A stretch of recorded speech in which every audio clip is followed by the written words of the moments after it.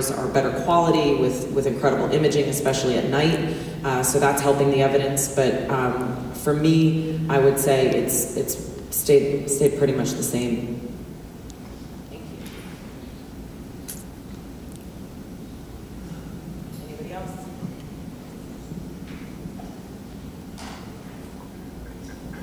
Just so you guys know, we're near blinded. I can see like to the third row and bright lights.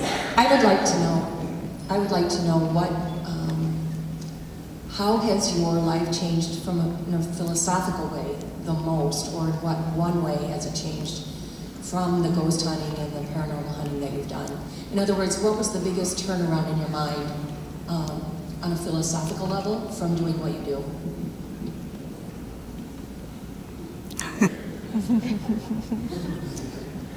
Yeah, I'll say this. It wasn't so much during filming or investigating, but from doing conferences like these and meeting different people and hearing their points of view. The one that really struck me, and it wasn't something that I had really thought about before, was I was doing a panel with Grant Wilson, and the question was, I think, what we thought about the afterlife. Did this job make us more of a believer or more of a skeptic? And Grant's answer was that maybe we're not supposed to know. Because if we knew, then what would happen to religion? What would people, what if we found out that, religion X was the proper one? Would that start some sort of war between these people and that people? Would people commit suicide because they just don't care anymore? And that was something, through doing all of this and working with all the clients I have worked with, it was never something I'd really thought about, because we're going out there trying to find the truth and, prove that it really does exist and that, these experiences are real. And that was kind of the first time I thought maybe what we're doing isn't a benefit.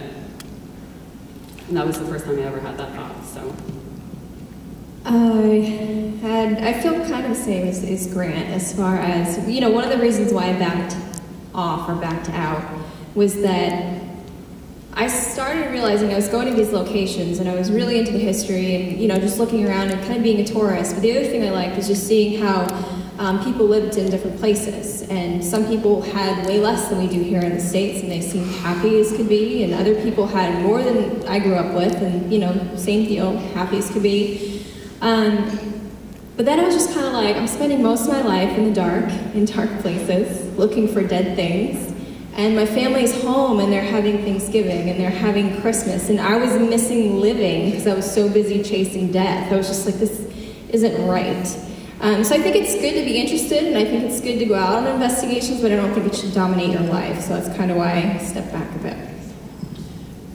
For me, I think it was the international travel, going to all the faraway locations that we did and realizing that everyone believed ultimately in the same thing, that there was something left over, that there was this energy lingering behind, that their loved ones somehow remained, or that evil remained when one passed. So that was something that everyone had in common, and I think having that common denominator really kind of was a big unifying factor for myself and Josh, and just really feeling like ultimately we all fear death. We're all really interested in what happens when we're all gone, and so that made me feel much more connected. So I think in a philosophical sense, really felt a oneness with everyone because we ultimately have the same fears, and deep down all have similar beliefs, even though we fight and we butt heads so much. Really, at the core of it, we're more similar than we'd like to think. I don't know about philosophical, but I became more spiritual getting into this field, more open-minded. So that's what's changed for me because of all the people I've encountered and the stories I've heard. And I have more questions than I did in the very beginning, but I think I'm more spiritual now than I was when I first started.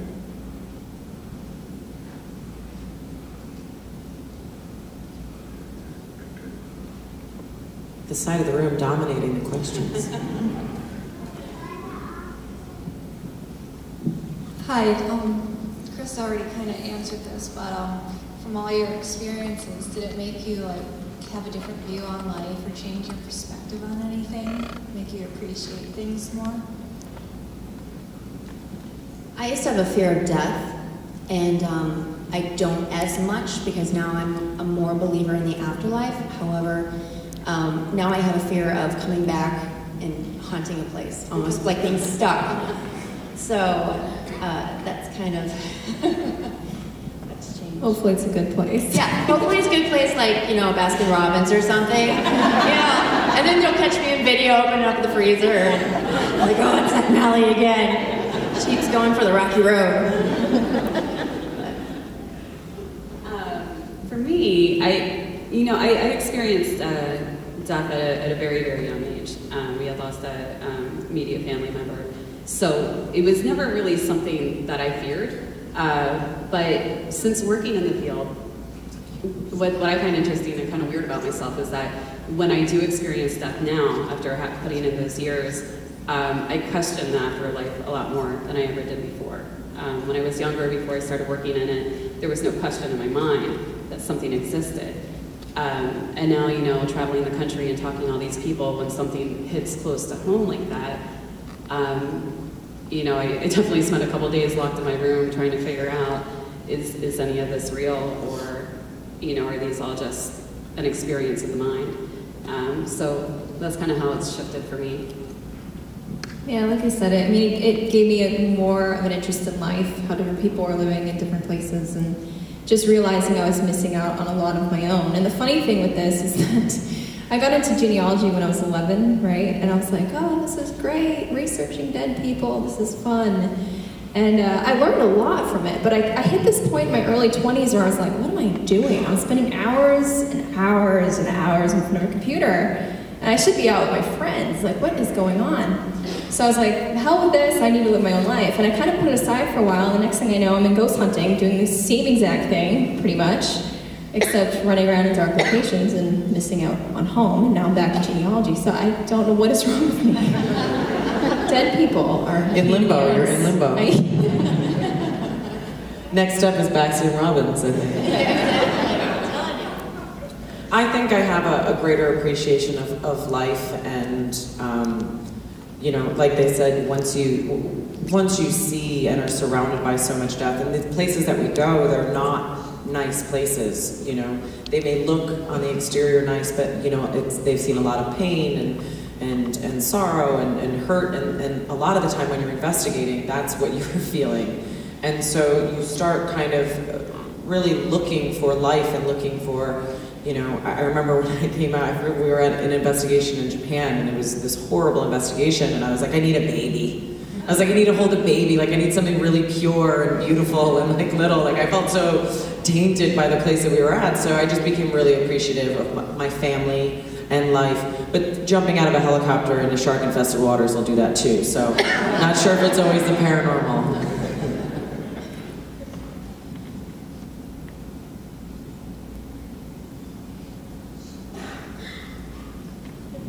Did anyone win at the casino today? Any big winners?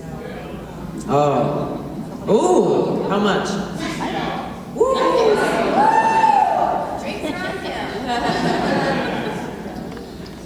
My question is, what got you into really thinking about the paranormal, like early experiences?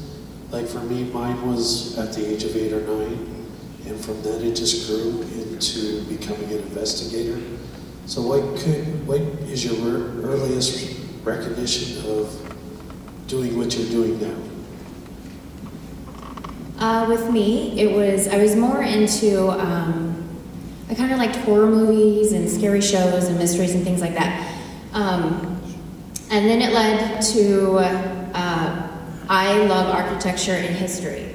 And so I was always one of those, you know, nerdy girls, and I know everyone says that, but I was.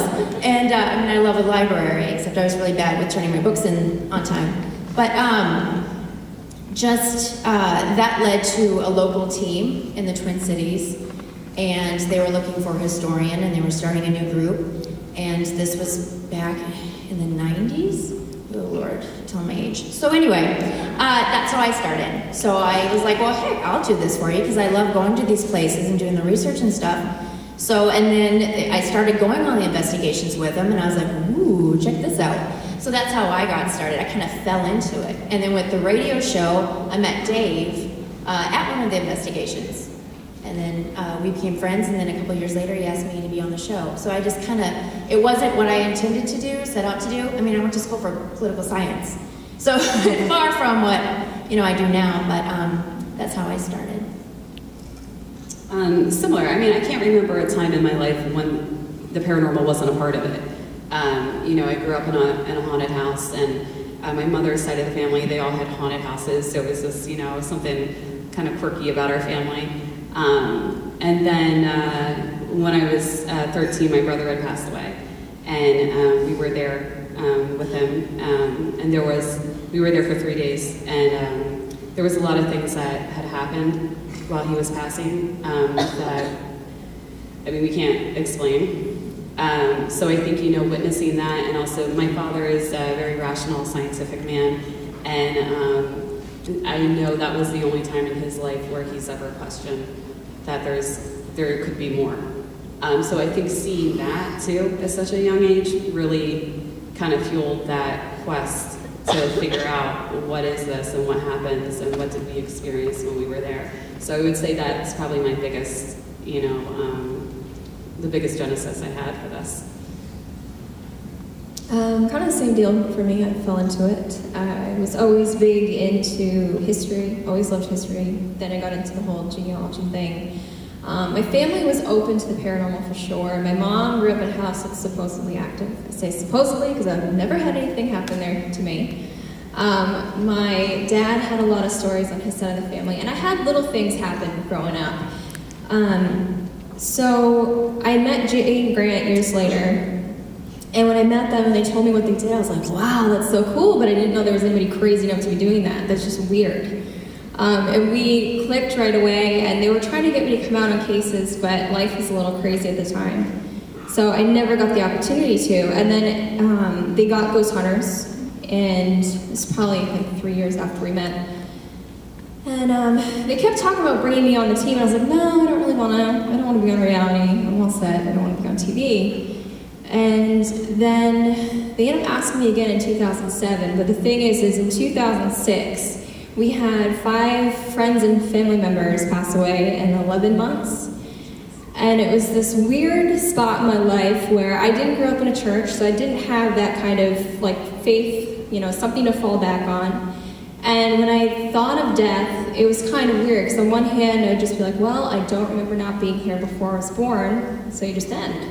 But then on the other hand, my family was always big about telling ghost stories and having these experiences. So when I lost so many people, I kind of realized I had 2 different beliefs that completely contradicted each other. And I was just kind of stuck in this place of, what do I believe in? So Jay and Grant ended up asking me again, and I was like, yeah, I need this. I need to go. I need to figure it out. I need to know there's something else or more to this whole thing. So it was definitely accidental, but they pulled me in for, same thing, research. So researching locations and the people that are supposedly haunting them. So by accident. The paranormal came later for me. I actually started with UFOs and aliens. It's something that happened really early in life. I grew up in the Hudson Valley in New York, and in the 80s we had what they called the night siege, which was these black triangle-shaped crafts that thousands of people saw. It was this mass sighting, really right over my house, and my grandfather and my uncle had seen. So since I was little, I was outside looking up, being like, show yourself to me, where are you? And so, I went to school, and I met Josh Gates, and he said he had this incredible opportunity, and it was going to combine a bunch of different mysteries and the unknown, and I was just in. Hook, line, and sinker. I'd been a sci-fi girl since I was little, and it just made so much sense to me. And he was the one, and through the team that I started getting interested in the paranormal, and then I started following up on it on my own and realizing that I was kind of denying a lot of things that happened as just happenstance, or oh, that was an accident, and then you start putting things together, and you're like, wow, these are beautiful signs that are kind of revealing themselves to me throughout my life. And I was just being kind of an ignorant human and just ignoring them. So it opened my eyes to it, and I've kind of been blessed to kind of been able to investigate in some really great places since.